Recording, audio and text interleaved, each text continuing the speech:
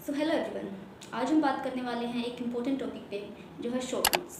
तो short notes जो है वो आपका लास्ट टाइम में बहुत ज़्यादा हेल्प करता है। जब आपके पास इनफ टाइम नहीं होता है लॉन्ग चीज़ों को रिवाइज करने का, उस टाइम पे शॉर्ट नोट्स बहुत ज़्यादा काम आते हैं।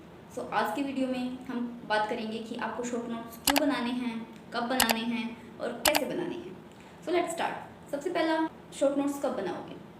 अगर आप एक ड्रॉपर हो और आपके कॉन्सेप्ट अच्छे हैं, लाइक आपके कॉन्सेप्ट एक चैप्टर को लेके क्लियर हैं, आपको पता है कि कौन सा पॉइंट इंपॉर्टेंट है, कौन सा पॉइंट इंपॉर्टेंट नहीं है, तो आप शॉर्ट नोट स्टार्टिंग में बना सकते हो, ठीक है।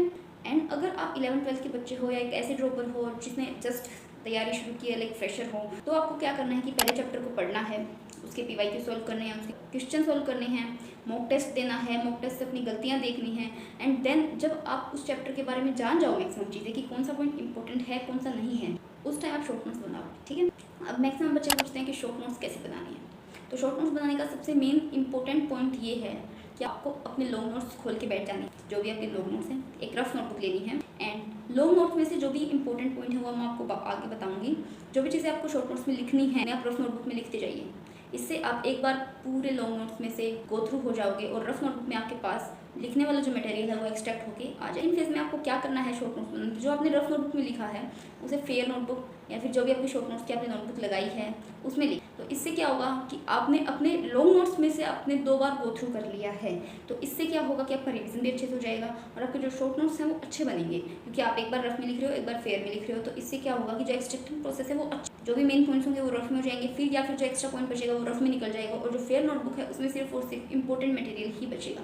अब हम जाएंगे कि फिजिकल केमिस्ट्री और फिजिक्स के शॉर्ट नोट्स हमें कैसे बनाने हैं। ये दोनों ही सब्जेक्ट न्यूमेरिकल पोर्शन को ज़्यादा कवर करते हैं, इसलिए इन दोनों के शॉर्ट नोट्स मैक्सिमम सेम होती हैं। तो इसमें हमें क्या करना है कि जितने भी फिजिक्स या फिजिकल केमिस्ट्री में डेफिनेशंस आती हैं तो उन्हें लिखना है हमें। लेकिन ऐसे नहीं है कि जैसे हम फेयर नोटबुक में डेफिनेशन लिखते हैं, हमें वैसे डेफिनेशंस नहीं लिखनी है। हमें सिर्फ कीवर्ड्स लिखने हैं, ऐसे छोटे छोटे वर्ड्स लिखने हैं कि हमें पूरी डेफिनेशन जो है वो समझ में आ जाए जस्ट बाय 2 और 3 वर्ड्स। जितने भी इंपॉर्टेंट पॉइंट्स हैं हमें वो लिखने हैं शॉर्ट नोट्स में।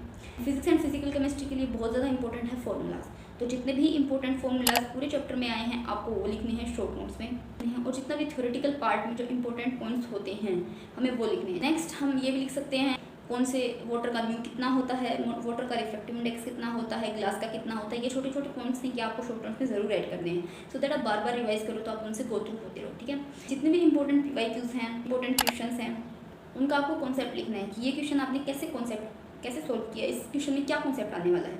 या फिर जो भी आप मॉक टेस्ट में गलतियां करते हो क्वेश्चन सोल्व करते वक्त, उन गलतियों को लिखो कि आप ये गलती करते हो, इसको इस कॉन्सेप्ट से करना है। तो शॉर्ट मेथड लिखो क्वेश्चन सोल्व करने का शॉर्ट नोट्स में, सो दैट आपको क्या होगा कि अगर आपको फटाफट रिवाइज करना है तो आप न्यूमेरिकल नोटबुक ना खोलते हुए आपके शॉर्ट नोट्स में से आप देख लोगे कि आपको न्यूमेरिकल सोल्व कैसे करना है एंड कैसे नहीं करना है। तो कहने का मतलब है न्यूमेरिकल के लिए आप शॉर्ट मेथड्स लिख सकते हो कि हमें इस टाइप का क्वेश्चन ऐसे सोल्व करना है, कि अगर ये क्वेश्चन आता है तो हम इसे ऐसे सोल्व करना चाहिए। Next, flow charts, mind maps, ये सारी चीज़ें हमें बनानी है क्योंकि इनसे बहुत ज़्यादा हेल्प होती है। टेबल्स जो हैं उन्हें बनाओ, क्योंकि टेबल्स बनाने से क्या होता है कि ज़्यादा मटेरियल कम स्पेस में आ जाता है, अच्छे से रिवाइज हो जाता है, अच्छी उसकी मैनेजमेंट बन जाती है और हमें रिवाइज करने में ईजी होता है। Now we will talk about organic chemistry. Organic chemistry में आपको सबसे पहले रिएक्शन लिखनी है, रिएक्शन का नाम लिखना है, रिएजेंट लिखना है। सबके मैकेनिज्म आपको नहीं लिखने हैं। जितने इंपॉर्टेंट 2 या मैक्सिमम 10 रिएक्शंस इंपॉर्टेंट होंगी जिनके मैकेनिज्म बहुत ज़्यादा इंपॉर्टेंट है, आपको सिर्फ वही लिखनी है। रिएक्शन का नाम ज़रूर लिखना है, रिएजेंट लिखना है साथ में। एंड जो रिएक्शन आप लिख रहे हो कोई भी, उसमें रिएक्टेंट एंड एंड प्रोडक्ट है उसको हाईलाइट करके ज़रूर रखें, उसको ज़रूर लिखें, ताकि आप जब भी शॉर्ट नोट्स में से निकलेंगे तो आप रिएक्टेंट और प्रोडक्ट को एक साथ देख लेंगे और इसमें साथ में रिएजेंट होगा। तो आप क्या होगा कि आप एक साथ जब देखोगे तो आपको पता चल जाएगा कि ये रिएक्टेंट ये प्रोडक्ट बनाएगा इस रिएक्शन के साथ, तो आपको ईजी होगा। नेक्स्ट, जितने भी केमिस्ट्री में एक्सेप्शंस आते हैं आपको वो एक्सेप्शंस लिखनी है। एंड एक और पॉइंट कि कलर्ड पेन का यूज़ करिए। एक्सेप्शंस के लिए अलग पेन, सारे एक्सेप्शंस जो हैं वो एक पेन से लिखिए, जितने भी रिएक्टेंट प्रोडक्ट्स हैं उनको एक पेन से लिखिए, जितने फॉर्मूलाज उनको एक पेन से लिखिए। तो क्या होगा, आप डिफ्रेंशिएट कर पाओगे। अब देखते ये पता लगा लोगे कि हाँ ये इंपॉर्टेंट ये चीज़ है, ये इंपॉर्टेंट ये चीज़ है। तो 3 कलर के पेन तो आप यूज़ करो ही करो शॉर्ट नोट्स में। इससे क्या होगा कि आपके जो शॉर्ट नोट्स हैं वो ऐसे डिफरेंशिएटेड दिखेंगे आपको कि कौन सा फॉर्मूला कहाँ है, एंड आप उसमें पजल नहीं होगे, ठीक है। जितने भी रिएक्टिविटी ऑर्डर्स होते हैं, जितने भी ऑर्गेनिक केमिस्ट्री में, आपको ये सारे ज़रूर लिखने हैं क्योंकि ये बहुत ज़्यादा इंपॉर्टेंट आ जाते हैं। जितने भी रिएक्शंस हैं उनकी प्रॉपर्टीज़ लिखिए। Next, biology and inorganic chemistry. अब इनऑर्गेनिक केमिस्ट्री और बायोलॉजी के वैसे तो शॉर्ट नोट्स बनाए नहीं जाते हैं, बट इनऑर्गेनिक केमिस्ट्री के लिए आप क्या कर सकते हो, जितने भी इनऑर्गेनिक केमिस्ट्री में और ऑर्डर आते हैं, साइज के, इलेक्ट्रोनेगेटिव, इलेक्ट्रॉन एफिनिटी, इन सब के जो ऑर्डर्स हैं आपको वो एक पेज पे लिख के रख लो। इससे क्या होगा कि आप जब भी रिवाइज करने जाओगे तो ऑर्डर्स आपके पास एक जगह हो जाएंगे। जितने भी आपके पास ऑर्डर्स हैं उनको एक जगह लिख के रखो। एंड बायो के लिए आई विल नॉट प्रेफर कि आप अलग से कोई नोटबुक लगाओ या कुछ भी करो। जो भी एनसीईआरटी होती है आपके पास बायोलॉजी की, उसके साइड में सफिशिएंट जगह होती है। अगर आपको कुछ भी लिखना है एक्स्ट्रा जो पॉइंट है वो वहाँ लिख लीजिए।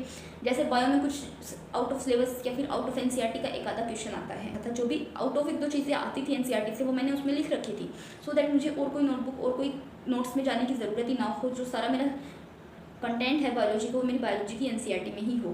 एंड बायो के लिए आप एक चीज़ ये कर सकते हो कि जितने भी जैसे एनिमल किंगडम के एग्जांपल्स हैं, मोर्फो के एग्जांपल्स हैं, जो टिश्यू वाला चैप्टर है उसमें टिश्यू की प्लेसमेंट्स हैं, उनको आप एक जगह अरेंज करके लिख लो, ठीक है। बाकी आई विल नॉट प्रेफर कि आप बायो के कोई भी नोट्स बनाओ। एक आधा अगर कोई एक्स्ट्रा पॉइंट आता है तो आप उन्हें एनसीईआरटी में स्टिकी नोट लेके पेस्ट कर सकते हो, पेज पेस्ट कर सकते हो एनसीईआरटी में, वो हेल्पफुल होगा। Next will talk about mistakes जो आप शॉर्ट नोट्स बनाते हुए कर। तो एक तो आप बहुत ज़्यादा लिख देते हो शॉर्ट नोट्स में जो आपसे पढ़ाई नहीं जाता है, और फिर शॉर्ट नोट्स कुछ भी काम नहीं आते हैं। तो ऐसा नहीं करना है, आपको सिर्फ लिमिटेड कंटेंट उसमें लिखना है, इंपॉर्टेंट पॉइंट्स उसमें लिखने हैं, जो इंपॉर्टेंट हैं वही, ठीक है। नेक्स्ट चीज़, आप उन्हें बहुत ज़्यादा मैसी बना देते हो और आपको समझ में नहीं आता है। तो शॉर्ट नोट्स का मतलब ये नहीं है आप उनको बिल्कुल थोड़ी सी जगह में लिखोगे एंड आपको समझ में ही नहीं आएगा, ऐसा नहीं है। अच्छे अच्छे नोट्स बनाओ जो आपको समझ में आए एंड इफेक्टिव हों। एंड थर्ड इज और किसी के नोट्स यूज़ करना है। ये नहीं है शॉर्ट नोट्स का मतलब कि किसी और के नोट्स ले लिए, ऑनलाइन ले लिए, वो आपको काम नहीं आने वाले हैं। अपने खुद के नोट्स बनाओ, बेशक कैसे भी बनाओ, बट अपने खुद के नोट्स बनाओ, उन्हें यूज़ करो, क्योंकि वही एट लास्ट इफेक्टिव होने वाले हैं। If you can see here, ये मेरे नोट्स थे, मैंने इस टाइप से नोट्स बनाए थे एंड इसमें मैंने सारी रिएक्शन सब कुछ, एंड मैंने हाइलाइटर का यूज़ किया। अगर आप देख सकते हो इसके अंदर मैंने हाइलाइटर का यूज़ इसलिए किया है, या फिर जो भी एंड प्रोडक्ट इंपॉर्टेंट होता था या कोई भी मतलब कोई भी रिएजेंट इंपॉर्टेंट होता था मैं उसे हाईलाइट कर लेती थी, ताकि जब भी मैं नेक्स्ट टाइम उस रिएक्शन को देखूँ तो मेरा उस पर ज़्यादा फोकस जाए। सो ये मेरे नोट्स थे। आई होप इस वीडियो से आप भी अच्छे नोट्स बनाने में सफल होंगे and I hope this video will help you. Thank you so much. Bye bye.